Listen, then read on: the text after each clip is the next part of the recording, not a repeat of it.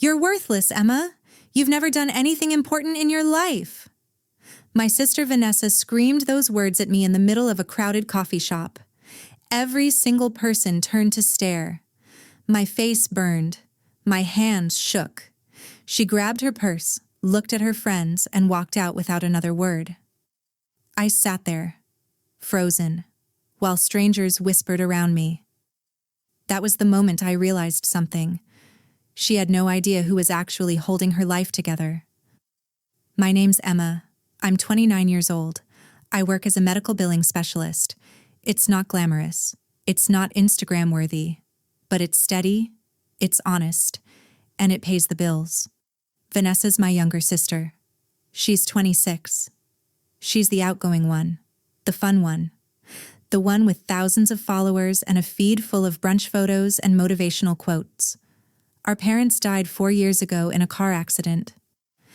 After that, I became more than just her older sister. I became her safety net. I helped her finish college. I co-signed her apartment lease. I paid her credit card bills when she overspent, which was often. I never asked for thanks. I just wanted to help. That's what family does, right? But Vanessa's friends didn't know any of that.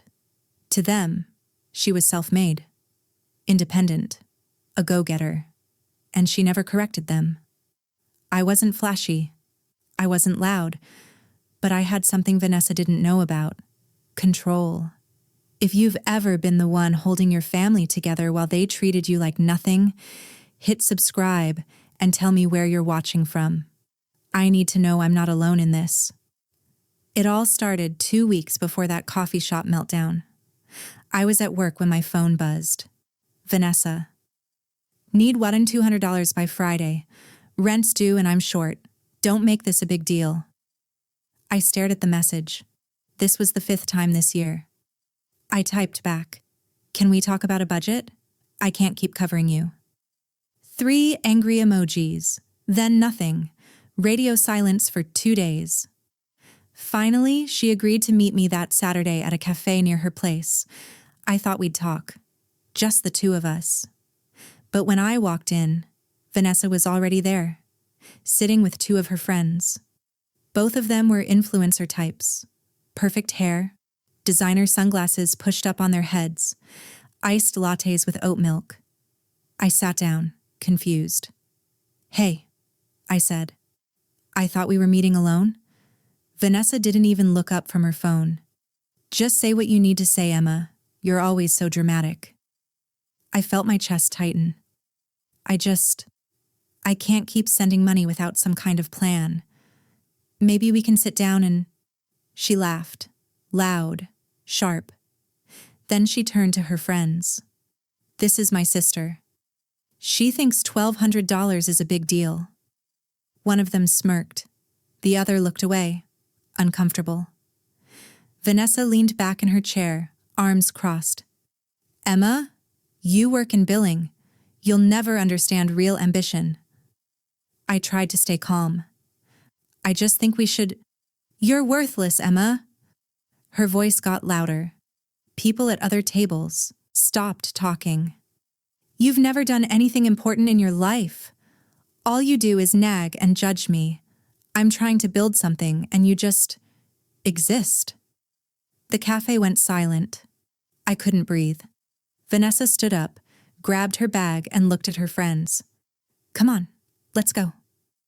They left. I sat there alone while every pair of eyes in the room stared at me. I walked to my car in a daze. When I got in, I checked my phone. Vanessa had already posted an Instagram story. "Some people just don't get the hustle. You surround yourself with winners." I felt sick. A week later, my aunt called. "Emma, I love the photos from Vanessa's birthday dinner. I'm so sorry I couldn't make it." I paused. "What dinner?"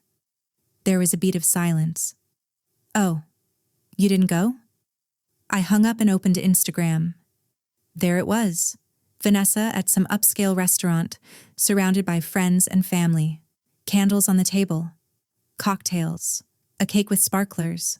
The caption read, "Celebrating with the people who actually support my dreams." I scrolled through the tagged photos, cousins, friends, even our aunt's kids. Everyone but me. I texted her. "You didn't invite me to your own birthday?" She replied hours later. "Didn't think you'd want to come. You hate fun." I stared at that message for a long time. Then, a few days later, I ran into a family friend at the grocery store. She smiled and grabbed my arm. "I heard Vanessa graduated debt-free. She must have worked so hard to pay for everything herself." I blinked. "She told you that?" "Oh yes. She said she's completely self-funded.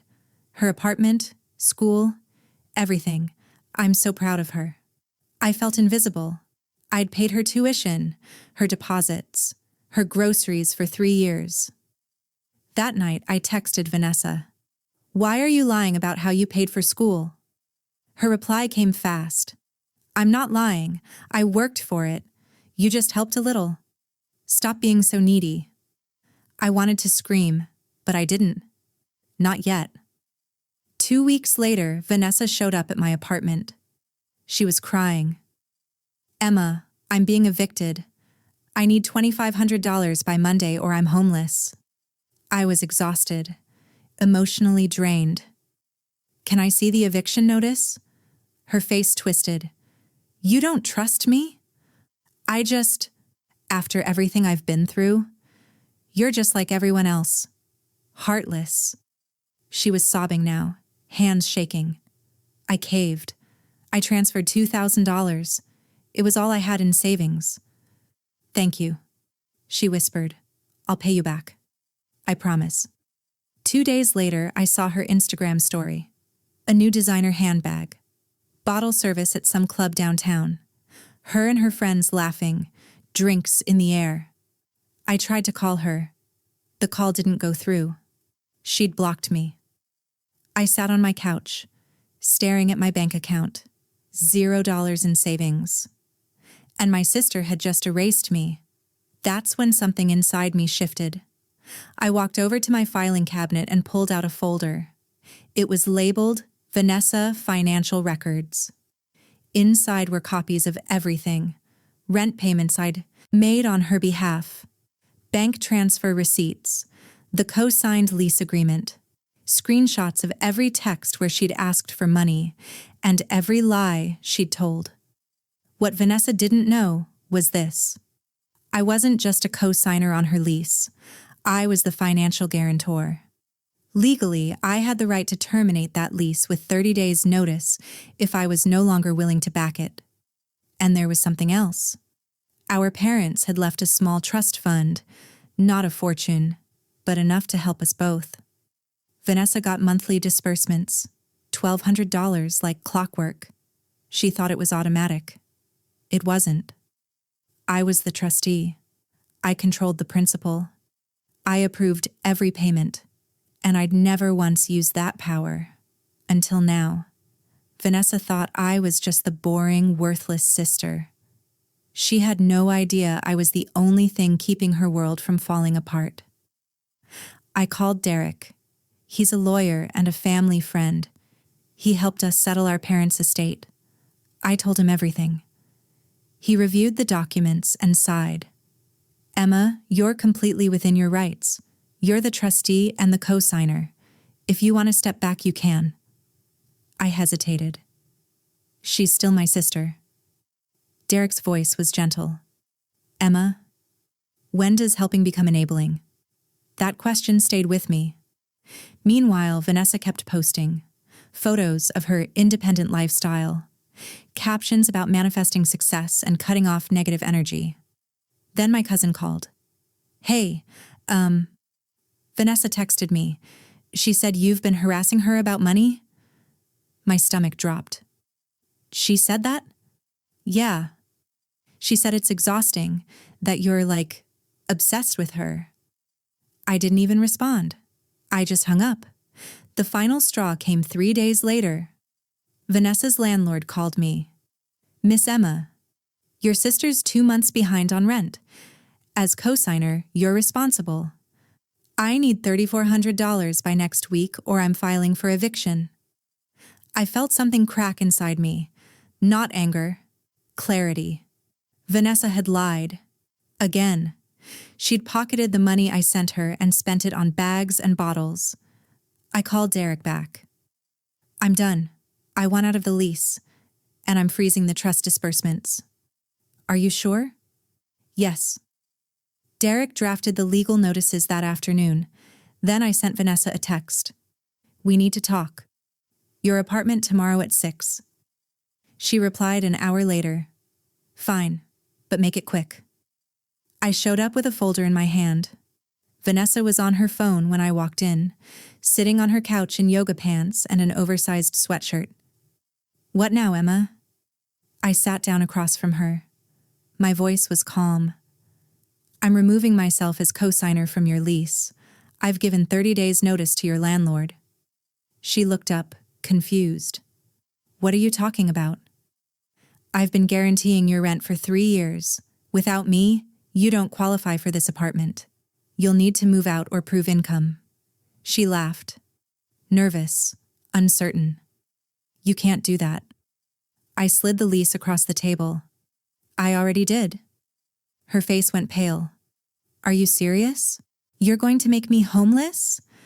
I kept my voice steady. You told me I was worthless. You lied to me. You used me. And you erased me from your life while I paid for it. I'm your sister. Mom and Dad would be ashamed of you. My eyes filled with tears, but I didn't look away. Mom and Dad left us a trust to help both of us. You've been getting $1,200 a month for years. I'm the trustee. As of today, those disbursements are frozen. Vanessa's mouth fell open. You can't do that. That's my money. It's a family trust. You get access as long as I approve it. I don't anymore. She started crying. Real tears this time. Emma, please. I'm sorry. I didn't mean it. I stood up. My voice broke. You called me worthless in front of strangers. You erased me. I gave you everything, Vanessa, and it was never enough. I left the folder on her coffee table, copies of every payment, every text, every lie. You can keep telling people you're self-made, I said. But we both know the truth now. I walked out. Behind me, I heard her crying, but I didn't stop. 3 weeks later, Vanessa left me a voicemail. She was crying again, apologizing, begging me to call her back. I deleted it. I heard through family that she'd moved back in with our aunt, that she'd gotten a full-time job at a call center, that she'd sold some of her designer things to pay bills. Her Instagram went quiet. I used the trust fund money, my half, to enroll in a night course for healthcare administration. I started saving for my own place. One evening, I ran into Vanessa at the grocery store. She looked smaller, tired. She saw me and took a step forward, like she wanted to say something. I nodded politely and kept walking. She didn't follow. For years, I thought being family meant absorbing the pain.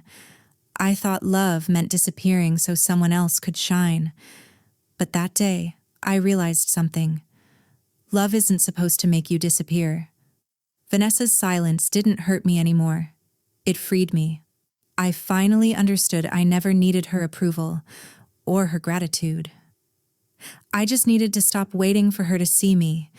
If you've ever had to walk away from someone you loved because they couldn't see your worth, I want to hear from you. Drop a comment and tell me where you're watching from. I read every single one. Your story matters. You're not alone in this. Hit subscribe if you believe family should lift you up, not tear you down. Let's build a community where we support each other the way we deserve to be supported.